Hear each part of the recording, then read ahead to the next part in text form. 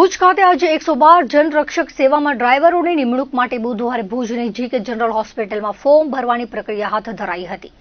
122 જેટલા ડ્રાઈવરોની નિમણૂક કરવા માટે ડોક્યુમેન્ટ ચકાસણી સહિતની કામગીરી કરાઈ હતી, જેમાં કચ્છ સૌરાષ્ટ્રના ઉમેદવારો અહીં રહે અને બાકીના વાવ, થરાદ, બનાસકાંઠા સહિતના ઉમેદવારો જતા રહે તેવું કહેવામાં આવતા આ મુદ્દે હોબાળો મચ્યો હતો। 122 ડ્રાઈવરોની જગ્યા માટે અનેક ગણા ઉમેદવારો ઉમટી પડ્યા હતા। ભારે હોબાળા બાદ તંત્રવાહકોએ જણાવ્યું હતું કે હાલ દરેક ઉમેદવાર પાસેથી અરજી અને જરૂરી દસ્તાવેજોની નકલ મેળવવામાં આવી છે। કોઈને પણ અન્યાય ન થાય તે રીતે ડ્રાઈવરોની ભરતી કરવામાં આવશે। આજના દિવસે 112 એટલે કે 112 ના પાયલોટ તરીકે આપણે ઇન્ટરવ્યૂ અને એના ડોક્યુમેન્ટ ચકાસણી અને એક તરીકે રિક્રુટમેન્ટ પ્રોસેસની કાર્યવાહી કરવામાં આવેલ હતી।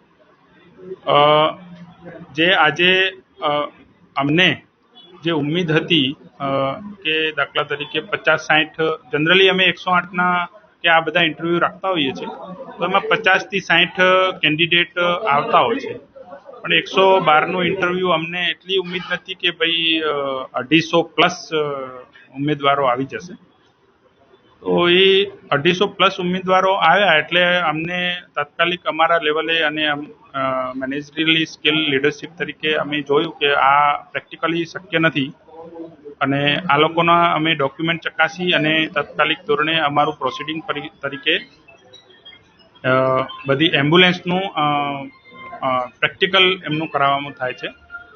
જો એક કેન્ડિડેટને અંદાજિત 10 થી 15 મિનિટ મેક્સિમમ અને મિનિમમ તરીકે લાગે છે।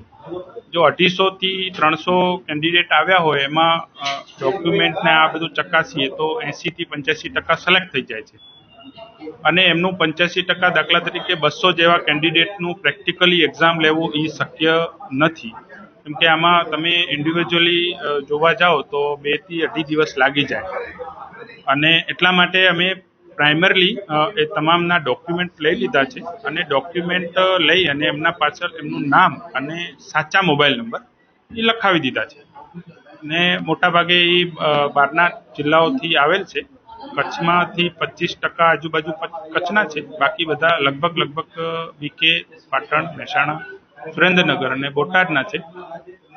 તો આ તમામને અમે સૂચના આપી દીધી છે કે તમારા અત્યારે અમે પ્રાઇમરી લેવલે ડોક્યુમેન્ટ તમામે લઈ લીધા છે અને હવે ડોક્યુમેન્ટની એક્સેલ શીટ તૈયાર થશે, એ અમે હેડ ઓફિસ મોકલી દઈશું। ત્યારબાદ અમારી ટીમ દ્વારા, અમારા ઓફિસ દ્વારા અને આઈધર અમદાવાદ હેડ ઓફિસ દ્વારા એ તમામ કેન્ડિડેટને ઇન્ડિવિજ્યુઅલી ફોન કરવામાં આવશે કે હવે નેક્સ્ટ તમારું પ્રોસિડિંગ તરીકે તમે સિલેક્ટ થઈ ગયા છો પ્રાઇમરી લેવલે અને હવે પ્રેક્ટિકલ આ જગ્યાએ તમારું એક્ઝામ લેવામાં આવશે, તો આ તારીખે આ સમય મુજબ તમે ત્યાં પહોંચી જશો, એટલે આ નેક્સ્ટ પ્રોસિડિંગ આ રહેશે અને તમામ જે ડોક્યુમેન્ટલી સિલેક્ટ થઈ ગયા છે એમને તમામને લેવાના જ છે।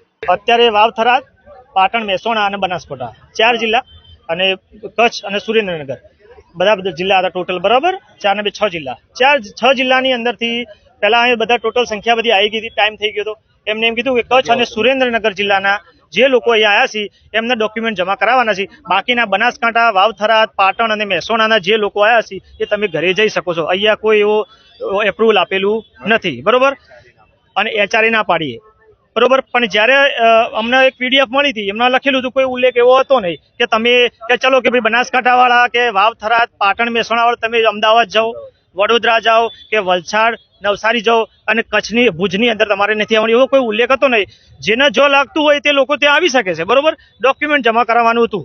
અત્યારે આયા એટલે એમને ના પાડી, હવે અમને અવિશ્વાસમાં લીધા અને હવે જ્યારે અમે અલ્લાહ બોલ કે ચર્ચા કરી એટલે એ લોકોએ અમને ફરી કીધું કે હવે તમારા ડોક્યુમેન્ટ અમને આપી દો।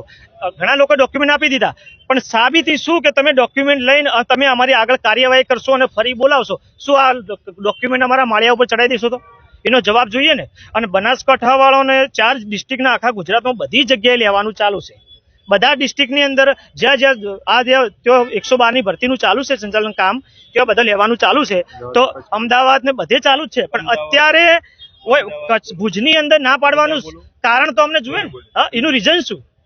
એટલે અત્યારે અમારા ડોક્યુમેન્ટ ફરી 112 પોલીસને ઇમરજન્સી કોલ કરીને બોલાયા હતા, એ આવ્યા છે, એમને વાત કરી કે ચલો એમને તમે કાગળ આપી દો, અને એમને કીધું કે અમે કાગળ લઈ લખીએ, કાગળ તો લઈ લેશે પણ અમને જવાબ જોઈએ કે ફરી લખવાના અમારે જોઈએ ને, અમારો આધાર પ્રૂફ શું? કે તમે અમને ફરી બોલાવશો. એટલે અત્યારે હું મારા ખુદના કાગળ આપું, તમે મારા સાથે આવો, આપણે વિડીયો ચાલુ રાખવાનો એમને આપવું છે, કારણ કે આ પ્રૂફ મળે.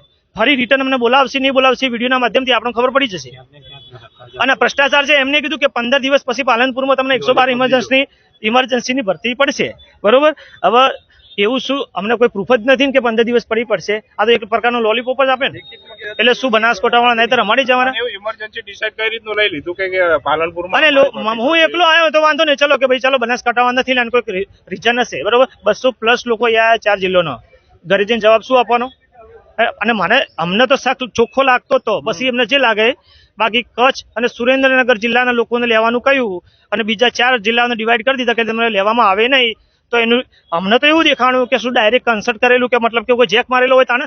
શું તમારા ડિસ્ટ્રિક્ટના અંદર તમારા લોકોને જ લેવાના, બીજા લોકોને લેવા નહીં? કેમ અમદાવાદમાં લેશે, વડોદરામાં કેમ લેશે, વલસાડ, સુરત, નવસારીમાં કેમ લેશે? તો અત્યારે બનાસકાંઠાના લોકોને, આ 4 જિલ્લાના લોકોને અત્યારે કેમ ના પાડીએ ભુજમાં? આપણે જે અહીંયા 112 ની ભરતી માટે આવીએ છીએ, તો એમાં જે લાઈનો આપણે પહેલા તો 30 મિનિટ સુધી તમે લાઈનમાં ઉભા રહ્યા. પછી અમને એવું બારેથી સર આવીને એવું કીધું કે સૌરાષ્ટ્ર અને કચ્છના ઉભા રહો અને બાજુના બીજા જે બીકે વાળા છે એ થોડાક સાઈડમાં થઈ જાઓ.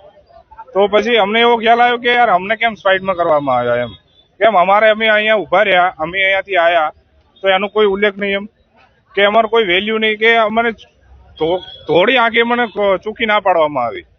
તો કેમ એવું થાય, આવું જે હળવો જવાબ કેમ આપ્યો એમ, કે થોડો અમને ટાઈમ વેટ કરવાનો આવતું હતું કે આ કેટેગરી પ્રમાણે જો લેવામાં આવતા હોય તો કદાચ અલગ વસ્તુ છે, પણ મને ચોખ્ખી ધોકા જેવી ના પાડી દીધી. તો પછી અમે થોડાક સાઈડમાં થઈ ગયા.